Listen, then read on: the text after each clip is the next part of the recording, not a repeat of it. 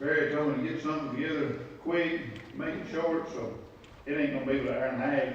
Y'all just hold on. I wanna tell you a story about, little brother ain't here tonight, but he's got a little saying. His little saying is, you do something bad, they'll remember it for 70 years. He says if they do something good, they won't remember it for 7 seconds. Just ask my kids, they'll say this is true. Well, I think we all know as Christians, we need to be a peculiar people. And especially in the world today, and the way things are with the virus. And what I want to tell you this. The best you can do sometimes in front of your kids, I was always trying to be the best I could be in front of the kids, you know. Well, I get called out, you know, at work sometimes at 2 or 3 in the morning. And at 2 or 3 in the morning, y'all may be sharp as a tack, but this old boy ain't. I'm telling you, this dull as a creek rock. And my wife, she got them pretty little things that hang around the edge of the bed. But you can't see that metal foot that's holding the bed up. Well, I hit that foot on that metal. I think I broke a toe. Well, 12 years of being good, not saying another word in front of Caleb, was all shot down the drain right there. That's all y'all need to know. 12 years of good was shot down the drain in 7 seconds at 2:30 in the morning. What I'm saying is, as you go through life, ain't none of us perfect. We know there wasn't one man that was perfect. We know what they done to him. Maybe that's why we don't strive as hard as much as we should. We know what they done to him. But what I want you to look at is, we need to try. We need to try every day the best we can. I want us to look at Acts 16:25. This is talking about Paul and Silas.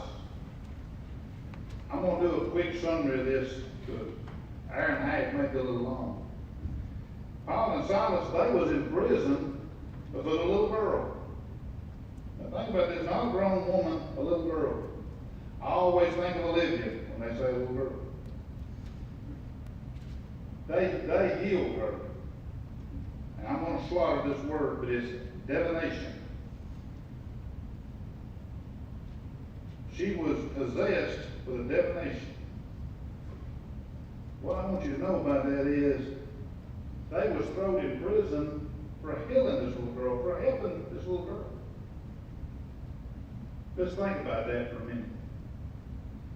That might have been enough to say that they was being a peculiar people.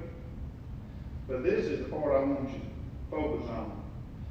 They're in prison, and it says, but at midnight Paul and Silas were praying and singing hymns to God, and the prisoners were listening to them.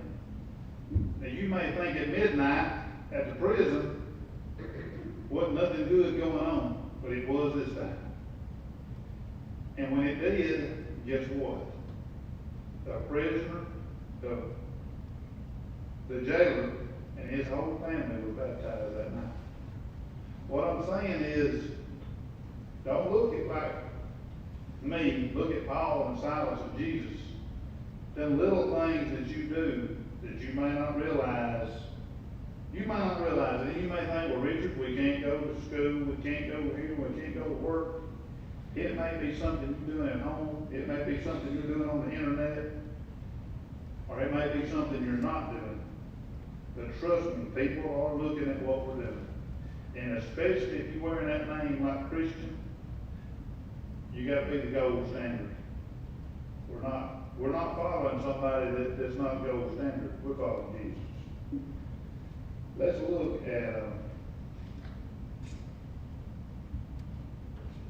at Mark. Mark 15:16. Because this is what I always think. They got to know who we are and what we're about. And it talks about hear, believe, confess, and be baptized. If they don't see it somewhere, or see why what we're about, they're never gonna get to this part. And they're never gonna get to this part, then they're not gonna get to go through the pearly gates with us, okay?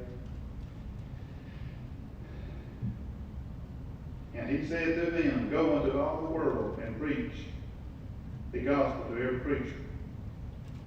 He who believes and is baptized shall be saved, but he who does not believe will be condemned.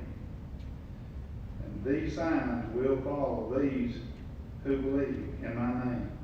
They will cast out demons. They will speak with new tongues. They will take up serpents. And if they drink anything deadly, it will by no means hurt them. They will lay hands on the sick, and they will recover. We know the disciples could do all these things. They preached the gospel and they spread the word. What I'm saying is day-to-day life, everything that we do, even though you may not get to go as many places as you used to, even though we might not be able to heal the little girl with divination, what we do is going to count. Or what we don't do is going to count. If you have any need, come, Lord.